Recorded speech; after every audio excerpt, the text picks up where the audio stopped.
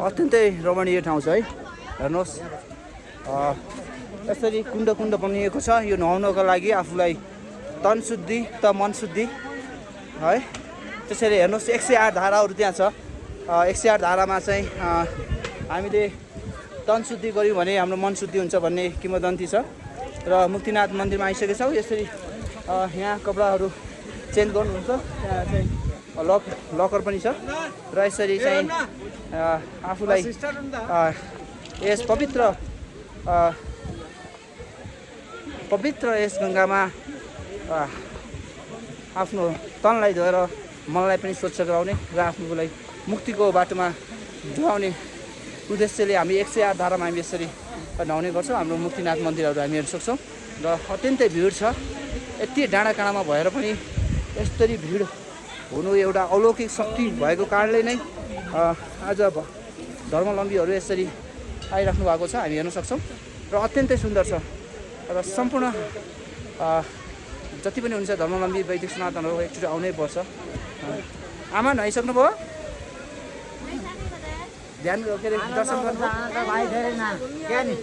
राम्रो हुँदो रहेछ क्या। नुहाइयो मजाले 108 धारामा रमाइलो क्या, धेरै रमाइलो।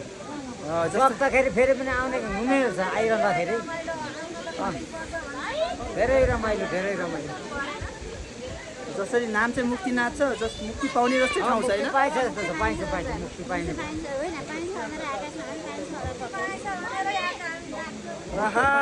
हाम्रो आमा यसरी आफ्नो भक्तिमा एकदम भ्रमण गरेर यसरी भक्तहरू आइसक्नु र अब अमित भाइ पनि आइसकेको छ।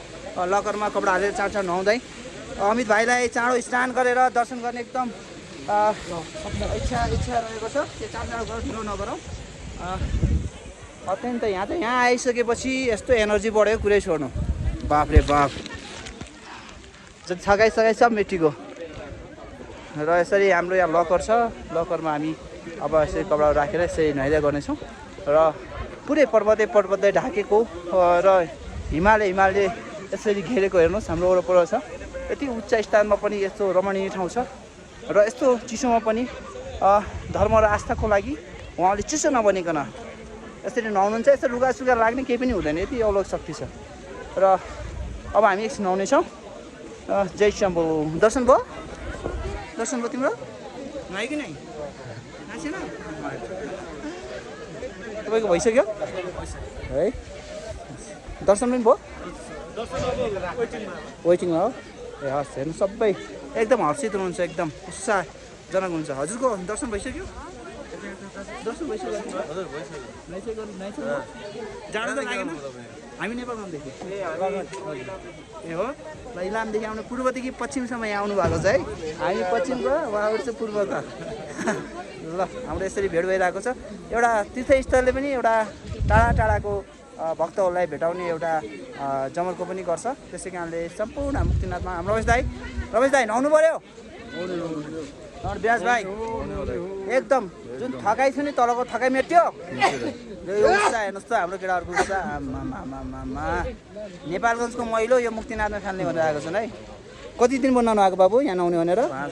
5 दिन भएको छ। ल अब हामी नुहाउँछौँ। यसै लकरमा राखेर अब कपडाहरू अब स्नान गरेर हामी दर्शन गर्नेछौँ। जय शम्भु।